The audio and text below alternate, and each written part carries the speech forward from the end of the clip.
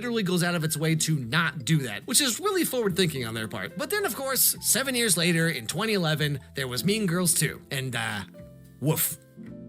Hey, guess what? I have a new Spanish channel that just started up recently. What we're doing is we're completely localizing my videos into Spanish with professional voice actors and all that, so check it out, subscribe, all that good stuff. Okay, back to the show. You know, watching this movie back now really reminds me that, like, Lindsay Lohan was such a good comedy actor. Like, Lindsay Lohan and Amanda Bynes and people like that, you know, it's like the early to mid 2000s had these, like, really great, funny women that were, like, you know, acting in all these, like, teen movies that were just brilliant in what they were doing. You look back and it's really sad just like what kind of happened to them. I mean, like a lot of things happened to them, of course, but fundamentally it comes down to like the fame and the pressure, the paparazzi, the stress of being in Hollywood, whatever. It's like, you know, just how it got to them and kind of what they went through. Not just them, of course. You can see the same thing with like Britney Spears and like lots of women in Hollywood apparently just got like a really, not only women, but mainly women, I feel like, especially people that were famous from like a young age, you know? I mean, you look at people like Justin Bieber now and all these things and like, you know, like seeing kind of what everyone goes through, but for some reason, in particular, Lindsay Lohan and like Amanda Bynes and several other women as well. And it's like, you know, look at that. It's like, I get it though, because, you know, being on YouTube, not that it's anywhere near like Lindsay Lohan levels, obviously, but I'm saying, you know, even in my little pocket of YouTube, it's like, well, I mean, you see this all the time, right? Like people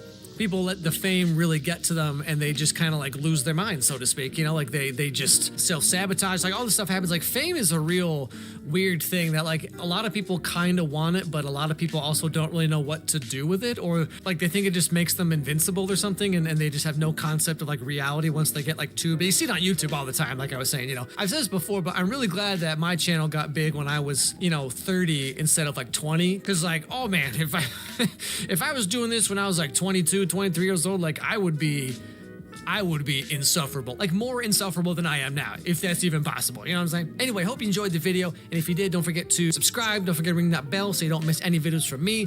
Send me an email at alexmyerscontact@gmail.com. Let me know what TV shows or movies you think I should do. I have a game on the App Store. It's like a match 3 type game, but it has my little dude's faces in it. So the link to download that is below. I have a podcast I do with my girlfriends called Doing the Devil's Tango. It's like a dating advice, dating story, general chit chat type podcast. So link is down below for that as well. And above all else, everybody have a great day, and I'll see you all next time.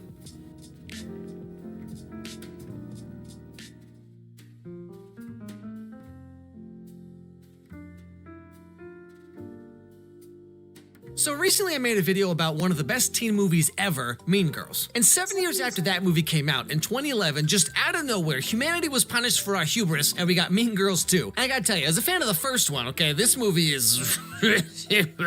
Now, I haven't seen it since it first came out because even I have at least some self-respect. And this is coming from a guy who watches Disney Channel movies for a living. That's okay. Figure that one out. But anyway, because I just did Mean Girls 1, the karmic justice of the universe dictates that I must now subject myself and all of you to this monstrosity. So, let's I want to do something. Before that, really quick, this video is sponsored by Audible. If you don't know what Audible is by now, Audible is an online service that lets you download audiobooks, audio newspapers, just like all thing is going to go a little weird for a second. If you sign up now, you can start listening with a free 30-day Audible trial, which gets you 1 free audiobook from the premium selection, as well as full access to thousands and thousands of all-you-can-listen audiobooks, original entertainment, and podcasts included in the Audible Plus catalog. Now, like I said, Audible Plus is their news service that lets you download and stream as much as you want from thousands of titles, including all Audible original content. Now, Audible originals are exactly what they sound like. Audiobooks are some kind of like audio entertainment thing that you can't find anywhere else, or exclusive versions of books like The Adventures of Tom Sawyer read by Nick Offerman, for example. I'd recommend you sign up and listen to Hold Your Breath by Wendy Walker. It's like a whodunit mystery story about a psychiatrist interviewing the main character and everyone around her, and slowly starts to piece together this like murder mystery story. Sign up with my link, audible.com/Alex Myers, or text my name Alex Myers to 500-500, start your Audible Plus membership, and start streaming thousands of audiobooks today. Okay, back to the show.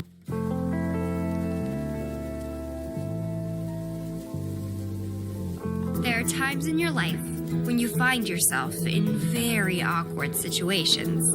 Oh, dude, trust me, you're talking to the guy who made his own Pokemon and Sailor Moon t-shirts in middle school, okay? I'm way ahead of you on that one. So this girl is Jo, just your average relatably quirky 18-year-old who, would you believe, wears leather jackets and combat boots? Yeah, what are the odds? You see, she was raised by her single dad, so she's into all that dude stuff, you know, like fixing cars and farting Morse code or whatever guys do. Dad built engines for race cars, and so did I. Ignore the pigtails. I was more naive back then. Because of his work, I changed schools 2 times a year for the past 8 years. But all the same, today's Joe's first day at her new school. Right off the bat, we get reintroduced to the social hierarchy of teenagers in high school, which apparently hasn't changed at all since like the 80s, but we keep having to relearn this with every teen movie that comes out for some reason. Same school, same parking lot. Everyone obsessed with the freedom of their first car. It's an identity. Like the muscle cars who think they own the road and check out every passing vehicle. Smart cars who don't fit in. The I'm so perky I might shake off my tube top cutesy cars. Now, right after this, we also get to meet the new Plastics, who are just the most forgettable, uninteresting group of characters I've ever seen. We have Mandy, the ringleader, who also kind of looks like a young Rob Schneider to me. Hope, the hypochondriac who's always washing her hands. Yeah, okay.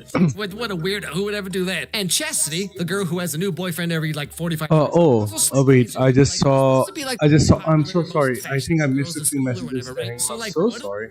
Where?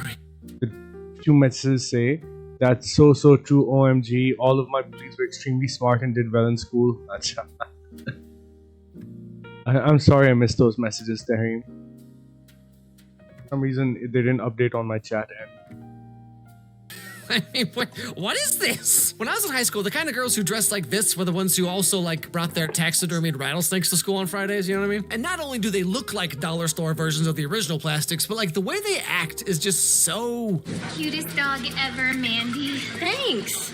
Too bad you couldn't get the new Prada bag with the fringe. Would have totally matched your brown fur. Hello, Fringe is so out. And I'm at the top of the wait list for the new patent leather Prada satchel.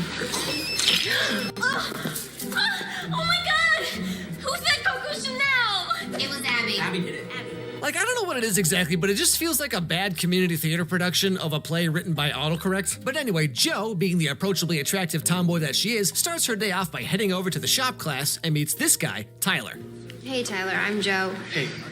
And just when a guy seems all dreamy and has eyes you can fall into, So we have to build a lame birdhouse. I guess you could decorate it.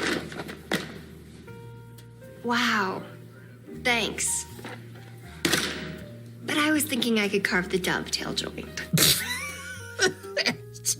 So I love how she's literally making the DreamWorks face right here, like she just got him so good there. Anyway, after school, Joe's talking to her dad, and here's where the main conflict of the movie gets going. Oh my god. What happened to my tuition?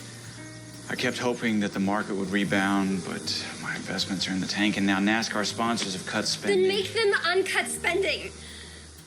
Mom went to Carnegie Mellon. I have to go there. She loved it. No. Honey, you don't always have to be so strong. What does that even mean in this context, Dad? Hey, so I lost all your money for tuition, and now all your... You're still drawing around? I found Well, this thing. Okay, we might it try. says, a crocodile cannot... I'm gonna try a thing, okay? So yeah, good talk. I don't know how well it'll work, It's going but let's Mandy try it. gets her